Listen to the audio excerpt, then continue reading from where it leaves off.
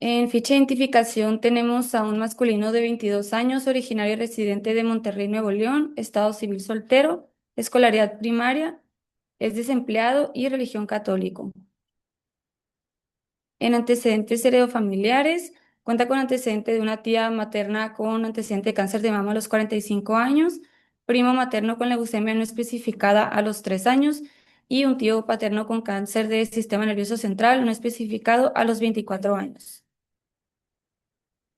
En sus antecedentes personales patológicos, niega tabaquismo, consumo de alcohol y toxicomanías, tiene esquema de vacunación completo, sin inmunizaciones recientes, alimentación 3 comidas al día, variada, con todos los grupos de alimentos y exposición a tuberculosis con B clase 1. Se niegan alergias, antecedentes médicos, cirugías, fracturas, consumo de medicamentos, transfusiones y hospitalizaciones. En su padecimiento actual, inicia en octubre del 2024 al presentar dolor abdominal de tipo cólico, de predominio en mi abdomen izquierdo, de intensidad leve, intermitente, sin irradiaciones, sin factores exacerbantes o atenuantes. Posteriormente se agrega fatiga progresiva y familiares lo notan con palidez generalizada, por lo que acude a valoración con médico particular que solicita laboratorios y se documenta una hemoglobina de 5 gramos por decilitro. Se refiere a urgencias de Hospital Metropolitano, donde se recibe paciente con taquicardia y resto de signos vitales estables. Se desconoce el resto de exploración física. Se dio manejo con una transfusión de un paquete globular y se dio de alta médica, sin mayor abordaje. La sintomatología persiste y en febrero de 2025 se agrega cambios en patrón evacuatorio con tendencia al estreñimiento y disminución en calibre de las heces. En agosto de 2025 se presentaron 2 episodios de sangrado rojo brillante rectal, por lo que decide acudir con médico particular, quien solicita estudios de laboratorio y un ataque de abdomen. Y este es el estudio de imagen. En un corte coronal, pues podemos ver el marco colónico con abundante materia fecal. En hígado no se observan lesiones focales y llama la atención a nivel de colon sigmoides, un, bueno, a colon descendente, una disminución del calibre y posteriormente un engrosamiento de la pared en colon sigmoides.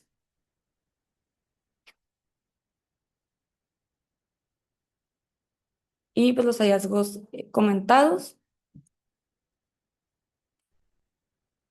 En interrogatorio por aparatos y sistemas, el paciente refiere pérdida de peso no intencionada de 10 kilogramos los últimos 6 meses y en negativos relevantes niega disnea, tos crónica, fiebre, diaforesis, náuseas, hiporexia, diarrea y distensión abdominal. En exploración física tenemos un paciente con peso de 53 kilogramos, talla de 1,71 metros, con un IMC de 18,1. En su TA 120/70, cardíaca de 97, saturando 98 aire ambiente y temperatura de 36. Es un masculino de edad aparente igual a cronológica, sin datos de palidez, mucosas hidratadas, sin úlceras orales, faringe sin alteraciones. Está alerta orientado en 3 esferas, pupilas isocóricas simétricas, movimientos faciales conservados y fuerza 5 de 5 en 4 extremidades. Marcha sin alteraciones, cuello cilíndrico sin masas, tendinopatías y tiroides no palpable. Tórax con ruidos cardíacos rítmicos, sin agregados, adecuada ampliación y amplexación, murmullo vesicular generalizado, sin estertores ni crepitantes. Abdomen plano, peristalsis presente, blando, depresible, dolor a la palpación en fosa ilíaca izquierda, sin masas palpables y tacto rectal negativo para sangrado. Extremidades eutróficas, sin presencia de lesiones, pulsos periféricos presentes de adecuada intensidad y un llenado capilar menor a 2 segundos. Y pues no sé si alguien quisiera comentar algún diagnóstico diferencial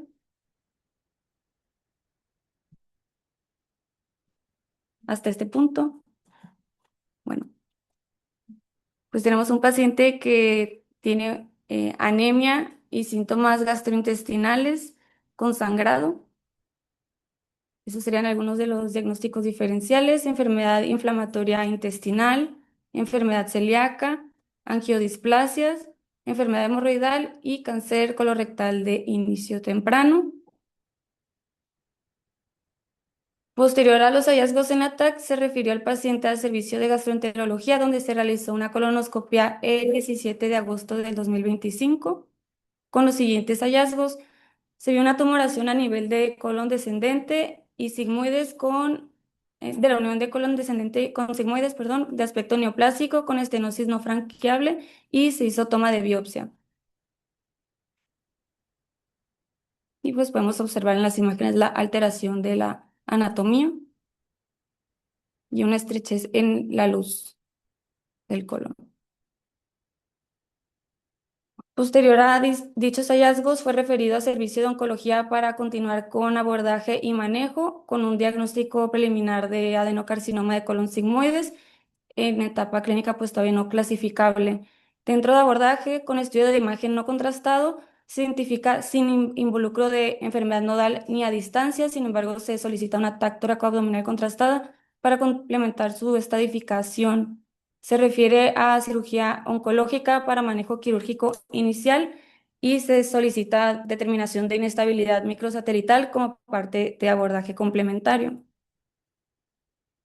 En el reporte histopatológico de la colonoscopía, reporta un adenocarcinoma invasor moderadamente diferenciado.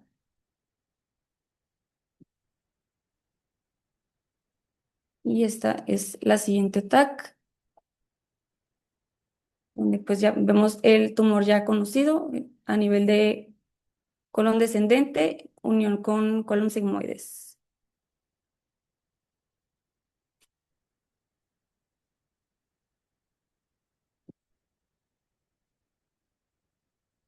Podemos ver.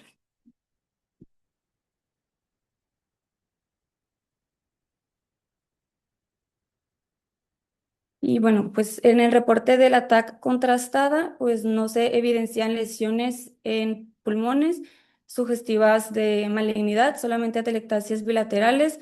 En hígado no se observan lesiones focales, engrosamiento moral concéntrico de 23 milímetros, en la lesión tumoral en colon descendente y sigmoides, y ganglios mesentéricos y retroperitoneales de características normales, por lo que se concluye ausencia de metástasis a distancia. Y en nuestro listado de problemas tenemos un adenocarcinoma moderadamente diferenciado de colon sigmoides, T3N1M0, estadio 3, ECOG 0, Karnofsky 90, síndrome anémico con fatiga, palidez, hemoglobina de 5, pérdida de peso mayor al 10% en 6 meses, estreñimiento crónico, cambio en el hábito intestinal, hematoquesia, dolor a palpación fosílica izquierda y probable síndrome de Lynch por la edad de presentación, inestabilidad microsatelital y la carga genética para otros cánceres asociados. Vamos a hablar un poquito de generalidades antes de continuar con la evolución del caso sobre cáncer de colon. En su epidemiología, pues tenemos que es el tercer cáncer más frecuente en incidencia en el mundo y constituye actualmente la segunda causa de muerte por cáncer a nivel global. Como antecedente de relevancia, en 2018 la American Cancer Society disminuyó la edad recomendada para el tamizaje en individuos de riesgo promedio. Anteriormente era 50 años. Actualmente el riesgo promedio se recomienda inicio de tamizaje a los 45 años. Y pues aquí podemos ver en incidencia, sigue al cáncer de pulmón y cáncer de mama, representando el tercer lugar y el segundo en mortalidad, según datos de Globocan en 2022. En cuanto al cáncer de colon en jóvenes, hemos presentado un aumento gradual desde el año 2003 y se estima que para el 2030 alrededor del 15% de los casos de cáncer colorectal se van a diagnosticar en este grupo etario que vendría siendo menor a 50 años. Ha habido desde el 2003 un aumento del 1% anual de incidencia en pacientes de 50 a 64 años y un aumento del 2% en incidencia en pacientes menores de 50 años. El principal factor de riesgo para la presentación de cáncer de colon en jóvenes es el antecedente familiar del 23 al 39%. Del 100% de los casos de cáncer colorectal, del 65 al 70% van a ser esporádicos y va a haber una asociación familiar en un 30 a 35%. De estos, solamente el 5% se va a identificar un síndrome hereditario como tal definido, y de esos, pues el síndrome de Lynch va a ser el más común, del 1 al 3%, y hay bibliografías que reportan del 2 al 4%, y seguido de la adenomatosis, poliposis adenomatosa familiar en menos de 1%.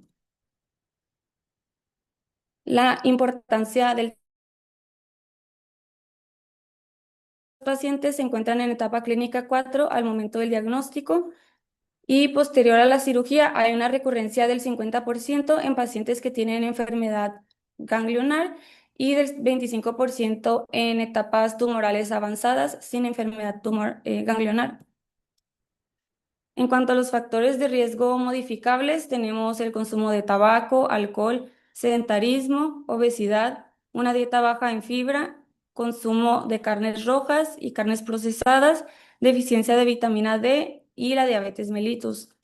En los factores no modificables tenemos la edad: a mayor edad, pues mayor riesgo, el sexo masculino, la raza negra, nativos americanos y nativos de Alaska, síndromes de predisposición genética, antecedentes familiares, antecedentes personales patológicos como enfermedades inflamatorias intestinal, radioterapia o quimioterapia, vamos a ver más adelante, y alteraciones en la microbiota, ya que actualmente se reporta que cierto consumo de alimentos como lácteos fermentados pudieran llegar a tener un factor protector. En cuanto a los síndromes hereditarios, pues el cáncer de colon es uno de los cánceres que tiene pues mayores asociaciones en cuanto a síndromes genéticos, y la mayoría de ellos se transmiten de una manera autosómica dominante. El síndrome más común, como comenté, es el síndrome de Lynch, y tiene un riesgo a lo largo de la vida del 30 al 70%, y esto va a variar ya que son diferentes proteínas o genes los que pueden estar mutados en este síndrome. Seguido tenemos a la poliposis adenomatosa familiar, que tiene un riesgo a lo largo de la vida del 100%, y a la poliposis asociada al MUTI con 80%. El tamizaje recomendado para cáncer colorectal, como mencioné, es a partir de los 45 años en riesgo promedio y se debe mantener hasta los 75 años, siempre y cuando la expectativa de vida del paciente sea mayor o igual a 10 años. De los 76 a los 85 años se va a individualizar y no se recomienda, según las guías, posterior a los 85 años. Y la colonoscopia es el estándar de referencia. En cuanto al tamizaje, pues es muy reditual, ya que un pólipo colorectal generalmente va a tardar de 10 a 15 años en completarse, siempre y cuando pues el paciente no cuente con algún síndrome genético que pueda acelerar la carcinogénesis, donde pues esta evolución va a ser mucho más rápida, por lo que pues el tamizaje en estos individuos va a ser más seguido o más frecuente. Y este proceso se conoce como la secuencia adenoma-carcinoma y representa una ventana de oportunidad prolongada para la detección y prevención del cáncer colorectal.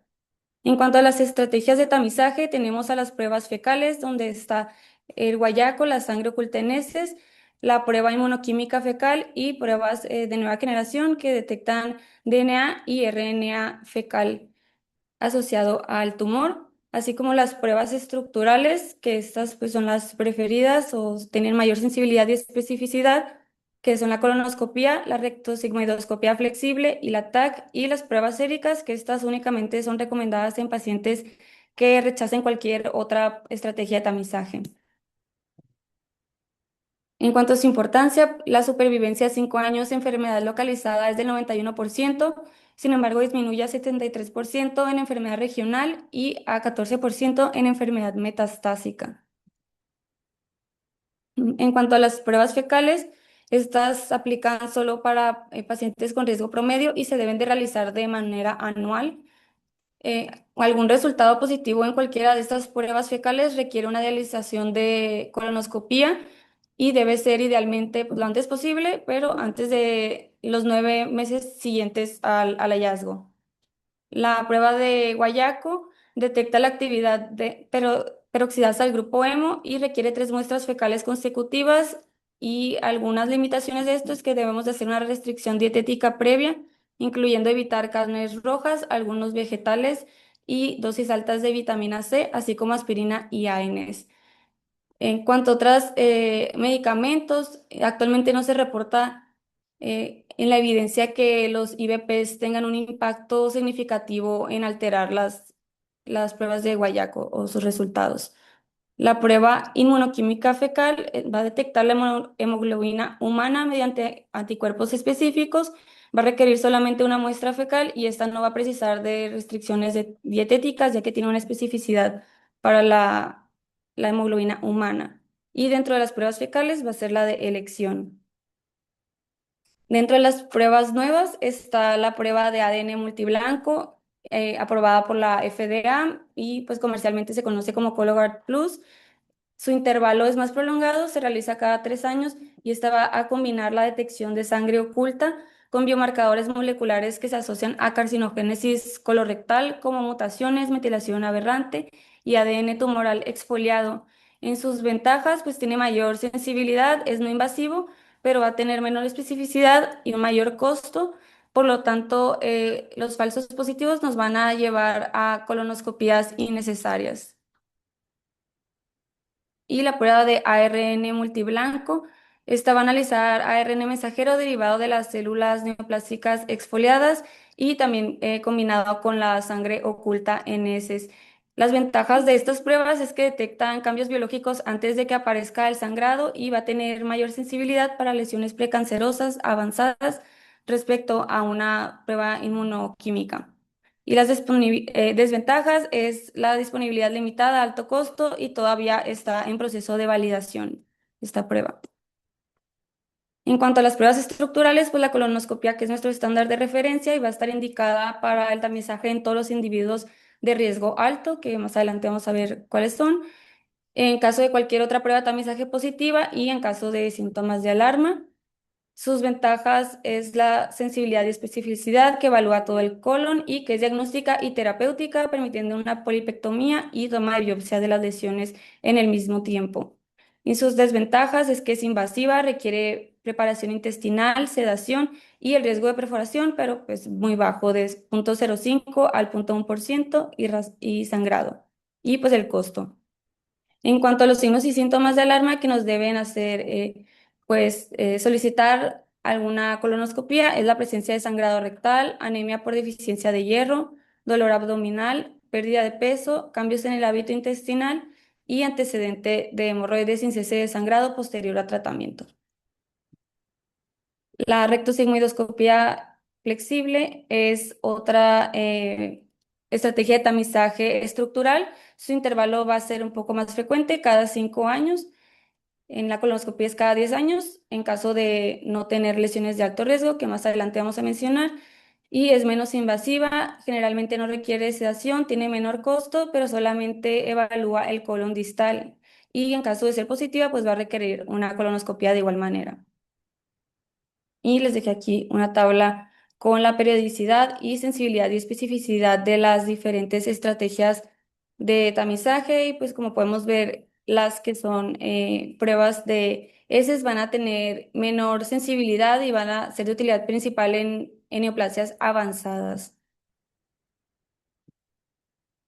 En cuanto a la estratificación del riesgo, para elegir algún método de tamizaje, para que un paciente se catalogue como individuo con riesgo promedio, debe no tener un antecedente de pólipos cerrados sésiles o cáncer colorectal, así como ausencia de enfermedad inflamatoria intestinal, no poseer algún síndrome hereditario de alto riesgo, no tener antecedente de fibrosis quística, no haber padecido algún cáncer en la infancia, adolescencia o adultez temprana, que sería hasta los 39 años de edad, ausencia de historia familiar de primer grado para cáncer colorectal o lesiones precursoras. Entonces, si el paciente cumple con todos estos puntos, pues ya lo podemos catalogar con individuo de riesgo promedio y podría tener su colonoscopia a partir de los 45 años o el método de tamizaje que prefiera.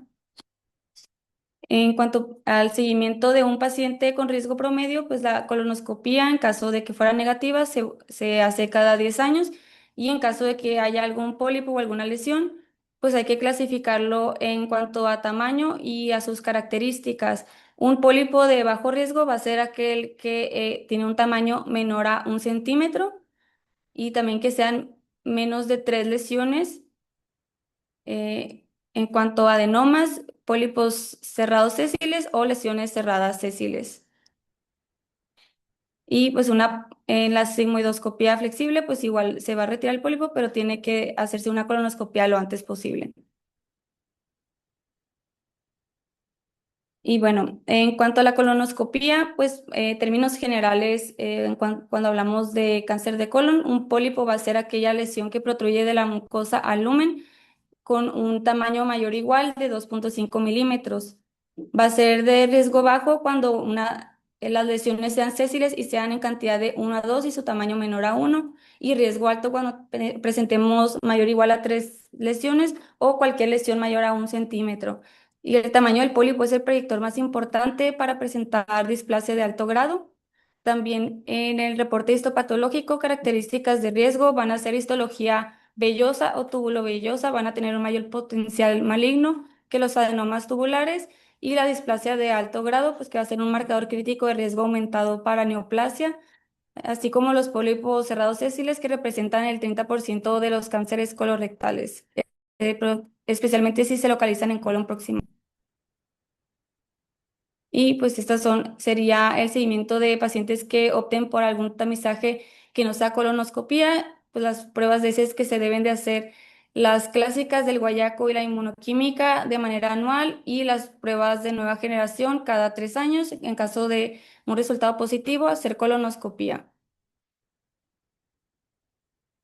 Y los pacientes que se clasifican como riesgo alto de cáncer colorectal sería historia personal de alguna lesión premaligna como adenomas y lesiones cerradas sésiles, historia personal de haber padecido un cáncer colorectal, las enfermedades inflamatorias intestinales, fibrosis quística, historia familiar, cáncer en la infancia o adolescencia sin importar qué tipo, esto por el tratamiento, como vamos a ver más adelante, y los síndromes hereditarios como síndrome de Lynch. En cuanto a los pacientes con antecedentes oncológicos, vamos a tener a los que tienen solamente el antecedente de cáncer en la infancia. Estos va a depender si tuvieron quimioterapia sistémica, que sería pues el grupo 2, que en el grupo 2 se va a recomendar el inicio de colonoscopia a los 35 años o 10 años posteriores a la quimioterapia, lo que resulte más tardío. Y en pacientes que hayan tenido antecedente de radioterapia abdominopélvica, lumbar o radiación corporal total sin importar dosis o uso de quimioterapia concomitante. Este grupo es todavía mayor riesgo y se recomienda su colonoscopia de inicio a los 30 años o 5 años después de la radioterapia, lo que resulte más tardío. Aumenta el riesgo ya que existe una entidad conocida como poliposis asociada a terapia en pacientes que tienen exposición a quimioterapia sistémica y radioterapia, en la que es común o se define como encontrar 10 pólipos de cualquier tipo histológico en cualquier nivel del tracto gastrointestinal. Y pues para hacer el diagnóstico formal, pues se tiene que hacer una exclusión de los síndromes genéticos de riesgo para cáncer colorectal. Y bueno, en cuanto a la evolución del paciente, se definió por la tomografía que observamos contrastada, ausencia de enfermedad a distancia o nodal, por lo que se define enfermedad localizada. Se envía a cirugía oncológica para su manejo definitivo y se realizó una sigmoidectomía con cierre de colostomía y anastomosis colorectal término terminal por vía laparoscópica, esto en octubre del año pasado. El reporte histológico postquirúrgico, pues se analizó una pieza de colon sigmoides de un adenocarcinoma no especificado, moderadamente diferenciado, de una dimensión en su diámetro mayor de 6 centímetros, y extensión tumoral, una invasión a través de la muscular propia. No se observó perforación macroscópica del tumor, la invasión linfovascular estaba presente y la perineural no estaba identificada. y se observaron dos ganglios linfáticos positivos para metástasis de 14 ganglios disecados. Esto clasifica a nuestro paciente como un T3, N1 y M0. Y un repaso muy rápido de los estadios en cáncer de colon. El estadio 0 que sería un carcinoma in situ, estadio 1 que este abarcaría T1 y T2 con N y M0. Y en T1, pues de manera muy breve, a haber una invasión de la lámina propia y en T2 va a haber una invasión de la muscular propia. En el estadio 2 va a ser aquellos pacientes que de igual manera presenten N0 y M0 y tengan una TD3 o T4A, que esa va a ser una invasión de la muscular propia y perforación del peritoneo visceral. En el estadio 3 vamos a tener a cualquier T y un paciente que tenga N1 o N2 y esto se va a clasificar de acuerdo a la cantidad de ganglios positivos que se analicen en la cirugía. En N1 sería de 1 a 3 ganglios positivos y en N4 mayor o igual a 4 ganglios y estadio 4 pues sería un paciente que tiene cualquier TN y que tenga metástasis a distancia.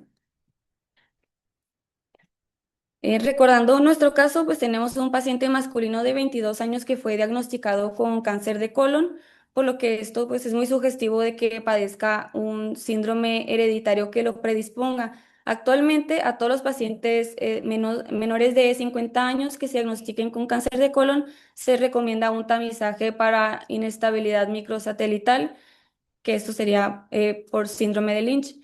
En este caso se realizó una prueba de inmunohistoquímica realizada en octubre del año pasado, en donde tenemos los siguientes resultados.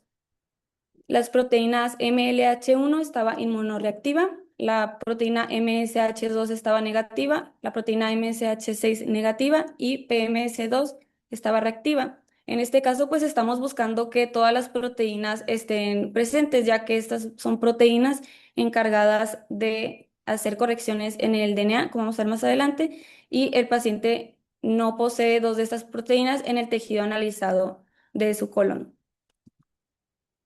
En cuanto a la evolución, después de esta prueba de tamizaje, se envía a genética para realización del panel genético por alta sospecha de síndrome de Lynch, con la prueba de tamizaje positiva y se confirmó el diagnóstico. Y un poco de generalidades. El síndrome de Lynch es el síndrome hereditario de predisposición a cáncer colorectal no polipósico más frecuente. Su herencia es autosómica dominante y va a haber mutaciones de los genes del sistema de reparación de errores de apareamiento, también conocido como Mismatch Repair System, y pues son los que anteriormente les mencioné en la prueba de inmunohistoquímica. Dentro de estos genes, los más asociados con cáncer colorectal van a ser el MLH1 y MLH2 y de igual manera estos son los más frecuentes en los pacientes. Los síndromes hereditarios que predisponen a cáncer colorectal pueden dividir en dos grandes grupos, que serían los polipósicos y los no polipósicos, que en este caso pues serían aquellos que aumentan el riesgo de carcinogénesis, pero si hacemos un estudio de imagen, pues tal vez encontremos una o dos lesiones, sin embargo, pues estas lesiones van a tener un alto riesgo de malignidad. Y en el caso de los síndromes polipósicos, pues vamos a tener que el paciente tiene un aumento de las lesiones y por lo tanto va a tener un aumento en el riesgo de malignidad. En la enfermedad, en la poliposis adenomatosa familiar clásica, vamos a tener más de 100 pólipos clásicamente en una colonoscopia o a lo largo de la vida. Y cuando son de 20 a 100, pues es una síndrome atenuado. Y como mencioné, pues estos tienen prácticamente un riesgo de 100% a lo largo de su vida de presentar cáncer de colon. El síndrome de Lynch pues va a representar entre el 2 y 4% de todos los casos. Al ser pues este mecanismo de herencia, vamos a tener que, si hay un familiar de primer grado afectado, pues vamos a tener un 50% de posibilidad de heredar la mutación y la evaluación del síndrome de Lynch consta en ver la deficiencia de la actividad del Mismatch Repair System, que se puede evaluar de dos maneras. En este caso sería con la inmunohistoquímica, como contamos en nuestro caso clínico, y la prueba de inestabilidad microsatelital, donde vamos a comparar el tejido tumoral con tejido sano.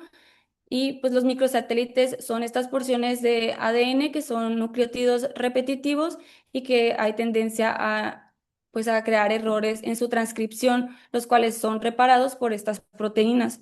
Entonces, si tenemos un mayor del 30% de los microsatélites anormales o con errores en su transcripción, pues es positivo para inestabilidad microsatelital. El riesgo de presentar neoplasias va a variar según los cuatro genes presentados y el riesgo acumulado de por vida es del 46 al 61%, especialmente pues, en estos dos genes que es el MLH1 y MSH2. Y el cáncer de endometrio va a ser la neoplasia extracolónica más frecuente en mujeres, por lo que también su diagnóstico en menores de 50 años nos obliga a realizar un tamizaje para este síndrome. Otros tumores asociados van a ser el cáncer de ovario, cáncer gástrico, de intestino delgado y de tracto urinario superior, de páncreas, vía biliar y sistema nervioso central. Pues igual recordando nuestro caso, teníamos un antecedente familiar de cáncer gástrico y cáncer en sistema nervioso central. Para el síndrome de Lynch hay ciertos estudios que ya han demostrado evidencia fuerte para quimioprofilaxis en caso de pues, un paciente que ya conozca que tenga dicha mutación o antecedentes familiares. En el estudio CAP2, donde se realizó prevención con aspirina y un seguimiento de 10 y de 20 años. En estos pacientes se administraron 600 miligramos de aspirina diarios para evaluar la reducción de la incidencia de cáncer en pacientes con síndrome de Lynch. Se dio la aspirina por al menos 2 años para notar alguna disminución y únicamente va a reducir la incidencia de cáncer colorectal y no del resto de los cánceres asociados a este síndrome. La excepción pues va a ser estos pacientes que ya se han sometido a una proctocolectomía total, ya que pues es el único tejido donde la aspirina pues va a tener una función de prevención de tumores y se puede dar de prevención secundaria en pacientes que ya tuvieron un cáncer de colon. De igual manera, hay otro estudio que es el CAP3, que está estudiando pues, menores dosis para evitar efectos adversos asociados a la aspirina. Sin embargo, pues este es el estudio que se menciona en las guías NCCN y con esta dosis.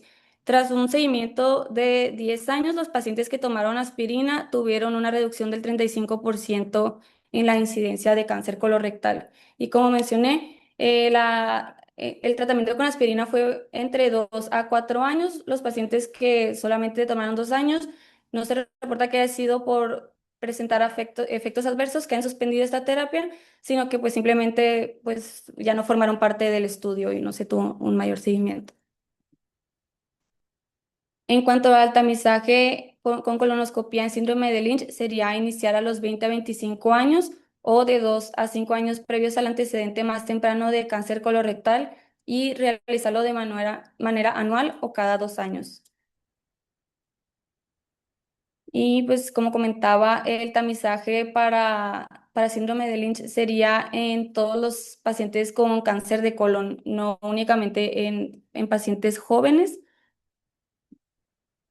Y los criterios para una evaluación genética sería un hallazgo acumulado de mayor a 10 adenomas a lo largo de la vida, diagnóstico de cáncer colorectal o endometrial a una edad menor a 50 años y cualquier individuo con alguna prueba de tamizaje realizada positiva para inestabilidad microsatelital. Y en la evolución de nuestro paciente, el paciente acude posteriormente a seguimiento de oncología, posterior a su procedimiento quirúrgico y por factores de riesgo y el diagnóstico ya comentado, se considera que es candidato a adyuvancia con capecitabina y oxiplatino por 3 meses. Esto también recordando que el paciente se encontraba en estadio 3, fue con su resultado de antígeno carcino embrionario con un resultado de 1,55 y se decide iniciar la quimioterapia el día 11 de noviembre del 2025, terminando el 23 de enero del año presente. Bueno, en cuanto al tratamiento para enfermedad localizada, evaluada por estudios de imagen, pues sería la colectomía parcial y una resección de al menos de 12 ganglios para su estudio y poder estadificar de una manera adecuada al paciente. En pacientes que se encuentren en estadio 3, se va a recomendar la quimioterapia adyuvante dentro de las 8 semanas posteriores a la cirugía. Y esto va a ser dependiendo de si el paciente tiene, bueno, las características que cumpla dentro del estadio 3. En caso de pacientes que tengan un T4 o N2, se van a considerar de alto riesgo y se va a recomendar o preferir un esquema FOLFOX por 6 meses, que sería con ácido folínico, 5-fluoracilo y oxiplatino, ciclos cada 14 días. Y en pacientes que se catalogan como bajo riesgo dentro del estadio 3, que sería de T1 a T3 con N1, se recomienda el esquema CAPOX por 3 a 6 meses con capecitabina y oxiplatino. Los ciclos son cada 21 días y consta de oxiplatino IV por un día y posteriormente capecitabina bioral 14 días. En cuanto a los efectos adversos, en nuestro paciente reportó a la terapia sistémica datos de neuropatía y máculas palmoplantares. Los efectos adversos que podemos esperar en estos esquemas, pues son principalmente la neuropatía periférica por el oxiplatino, que esta tiene un efecto acumulativo dependiendo de la dosis, la mielosupresión con pues posibilidad de presentar cualquier citopenia, náusea y diarrea, y ya dependiendo del esquema, pues más frecuente en el esquema CAPOX, que es para los pacientes de bajo riesgo, es el síndrome mano-pie y diarrea, que pues tendríamos esta lesiones eritematosas, descamación y que son muy dolorosas, llevando a la incapacidad, ¿no? Y en Folfox tenemos la presencia de mucositis y complicaciones relacionadas al catéter. Y pues en estos pacientes hay que descartar que no estén teniendo alguna infección por virus de herpes. Y pues también son lesiones que tienden a ser muy dolorosas y pueden limitar bastante la ingesta y repercutir en el estado nutricional de nuestro paciente. Y posteriormente, en su última cita de seguimiento, actualmente el paciente, que fue en mayo, perdón, el 6 de mayo del año presente, el paciente se refiere en un buen estado general, asintomático, y ya se dieron las toxicidades asociadas a la quimioterapia, recordando que él terminó su esquema en enero, ¿no? Y se presenta a consulta con una TAC tóraco-abdominal contrastada, en la que se reportan únicamente los cambios postquirúrgicos en colon izquierdo y ganglios retroperitoneales y mesentéricos de características normales, un antígeno carcinoembrionario de 4.11. Y esta sería su tomografía postquirúrgica a los 6 meses de su tratamiento. Aquí les puse una comparación de cuando el paciente presentaba todavía el tumor y cómo se ve los cambios anatómicos ya después. Y el seguimiento sería con cita cada 3 meses para un examen clínico con laboratorios de antígeno carcinoembrionario. La próxima TAC sería en septiembre de 2026 y la próxima colonoscopía en octubre de 2026. El seguimiento dentro de los pacientes con cáncer de colon va a depender del estadio en el que se encuentren. En estadio 1 sería el seguimiento con una colonoscopia dentro de un año posterior a la cirugía y en estadio 2 y 3 van a compartir el mismo seguimiento, que sería una consulta cada 3 a 6 meses durante 2 años y luego de manera semestral hasta completar 5 años. Dentro del antígeno carcinoembrionario se va a solicitar cada 3 a 6 meses por los primeros 2 años, igual de manera semestral, o sea, prácticamente cuando el paciente vaya a consulta, pues que lleve sus laboratorios y que incluyan este biomarcador. La TAC contrastada tóraco-abdominal se va a realizar cada 6 a 12 meses desde la fecha de cirugía por un total de 5 años y se va a realizar una colonoscopia al año posterior de la cirugía. Y ya pues dependiendo igual de si presenta alguna alteración, pues va a volver a entrar en el algoritmo del seguimiento. Y en estos casos la PET-CT pues no está indicada como un seguimiento. Y estos son los laboratorios que presentaba el paciente en su última cita, en los que pues únicamente podemos encontrar datos de una anemia. Bueno, no tiene anemia como tal, pero de deficiencia de hierro. Tiene leucocitos de 8.4, hemoglobina de 14.7, hematocrito de 46, un volumen corpuscular medio reducido en 77, hemoglobina corpuscular media de 24.6 y un RDW, un ancho de distribución eritrocitaria aumentado, lo que pues nos habla de que el paciente pues tiene datos de deficiencia de hierro y en el resto de sus laboratorios, pues realmente no presenta alteraciones. El antígeno carcinoembrionario está dentro de los parámetros normales, que normalmente es menor a 5, el límite superior normal. Y pues por último, como mensajes para llevar a casa, es el inicio temprano de pacientes con riesgo promedio a partir de los 45 años, el aumento que ha habido en la incidencia de cáncer colorectal en pacientes jóvenes, con un aumento de la incidencia de 2% por año. El tamizaje universal es para todos los pacientes con cáncer de colon para detectar inestabilidad microsatelital y pues poder ver si hay alguna asociación con un síndrome hereditario. La importancia de una adecuada cirugía tapificadora con un mínimo de 12 ganglios y pues las estrategias en pacientes que cuenten con síndrome de Lynch, como la quimioprofilaxis con aspirina y posteriormente pues ver la evidencia en cuanto a la efectividad con una reducción de dosis, que por lo pronto pues lo más recomendado sería 600 miligramos cada 24 horas. Y bueno, pues por mi parte sería todo. No sé si alguien tenga alguna duda o comentario.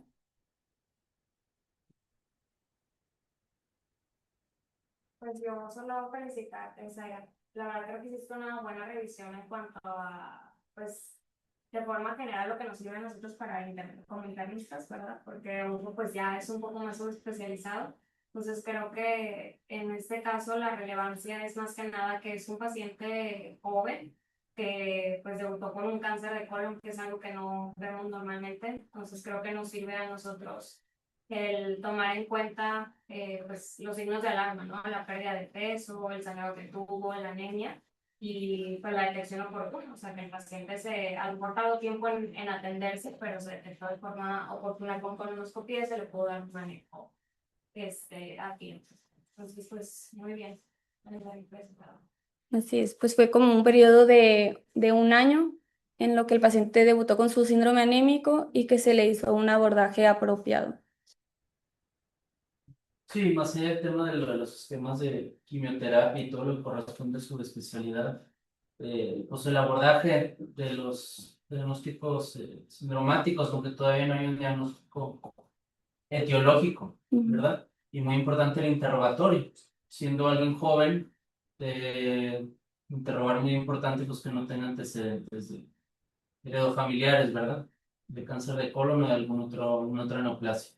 Y sí, siempre, siempre ver eso y para llevarse a casa los síntomas o signos de alarma. O sea, no es normal, no es habitual que alguien tenga anemia. No lo normalicemos ni en adultos mayores, como es tu caso en geriatría, ni evidentemente en jóvenes, no atribuírselo solo a que pues, le falta, es microcítica hipocrómica y necesita solamente tomar hierro. Pues evidentemente hay todo un abordaje para evidenciar si hay una deficiencia de hierro. Y recuerda que el sangrado crónico también puede dar anemia microcítica hipocrómica. Y de igual manera la pérdida de peso, etcétera. Ok, entonces, muy bien.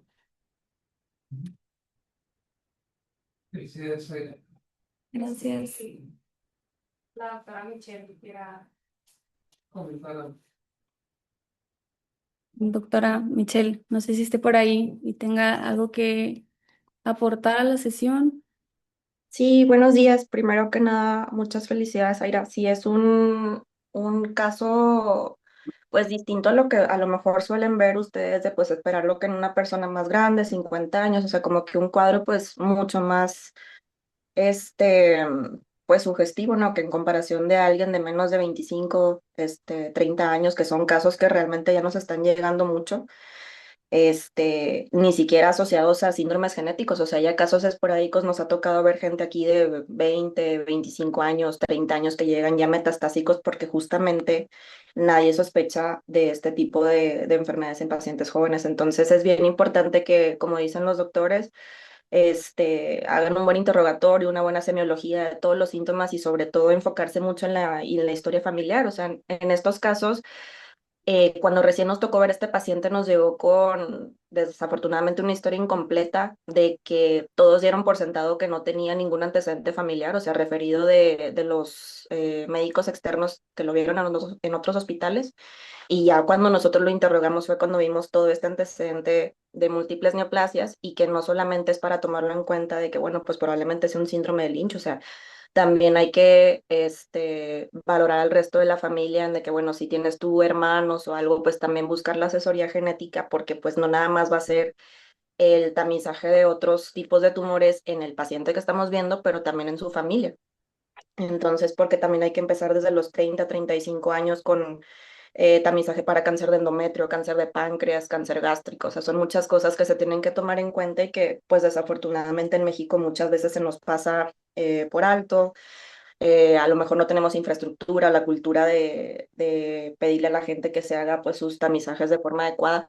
Y pues sí, o sea, lo que mencionaron de los tratamientos en cuanto a toxicidades y todo eso, pues ya sale este, de lo que deben de saber ustedes, pero pues obviamente entre más avanzado está el cáncer necesita más tratamiento y son pues toxicidades que a lo mejor se pudieran evitar si pudiéramos hacer un tratamiento pues menos invasivo desde el principio, o sea, a lo mejor de que solamente resacar el pólipo, quitar el tumor y que no le toque quimioterapia, muchas cosas de ese tipo, ¿verdad? Entonces, sí es un tema muy extenso, pero como lo comentaba Angie, o sea, y más que nada, que no se les pasen estas cosas, saber cuándo mandarlos a tamizaje tanto a gastro como a genética, y pues así ver si podemos evitar más tipos de cáncer en el futuro.